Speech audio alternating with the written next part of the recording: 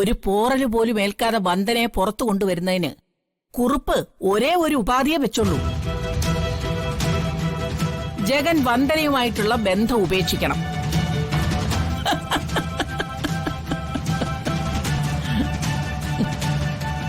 സുമലതേ, നീതി നിയമവും പാലിക്കേണ്ട പൊതുപ്രവർത്തകന്റെ മുതുകത്തുകൂടി മരുമകൾ ലൈൻ വലിച്ച ആ കണക്ഷൻ അങ്ങ് കട്ട് ചെയ്യുന്നതല്ലേ നല്ലത്.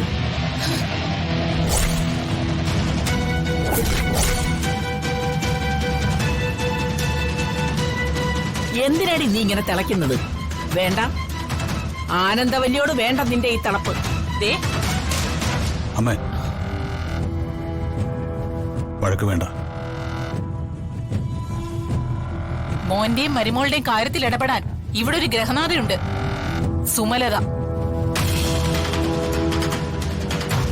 അപ്പച്ചി ചമഞ്ഞ് ആവശ്യമില്ലാത്ത അഭിപ്രായം മൂളിയാ. ഇത് മരുമക്കത്തായ കാലമല്ലെന്ന് ഓർക്കണം, മക്കത്തായ കാലമാ. ഒരു പെണ്ണിന്റെ താലിച്ചരട് പൊട്ടിച്ചെറിയാൻ കൂട്ടു നിന്നിട്ട് അപ്പച്ചിയാണ് പോലും.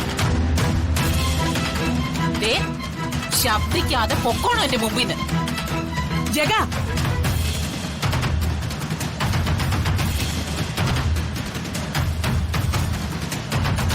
എന്നെ ആക്ഷേപിച്ചില്ലടി, കാണിച്ചു തരാടി. കർണാര,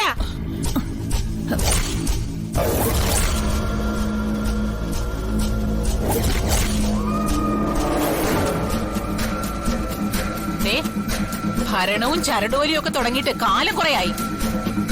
എല്ലാം കണ്ടു കേട്ട് ഞാനങ്ങ് സഹിച്ചതാ.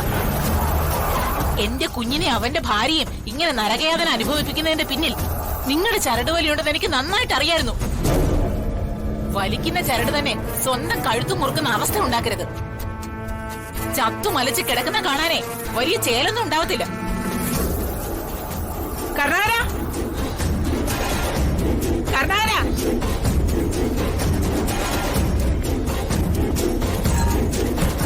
സ്വന്തം മകന്റെ ഭാര്യ ജയിലിലായപ്പോ അവളെ പുറത്തിറക്കേണ്ടയാൾ മകനോട് അവളെ ഉപേക്ഷിക്കാൻ വേണ്ടി പറഞ്ഞിരിക്കുന്നു. എന്തൊക്കെയാ ദൈവമേ കേൾക്കുന്നത്? ദേവിയെ, വന്ദനയെ രക്ഷിക്കാൻ എന്റെ മോനൊരു വഴി കാട്ടി കൊടുക്കണേ.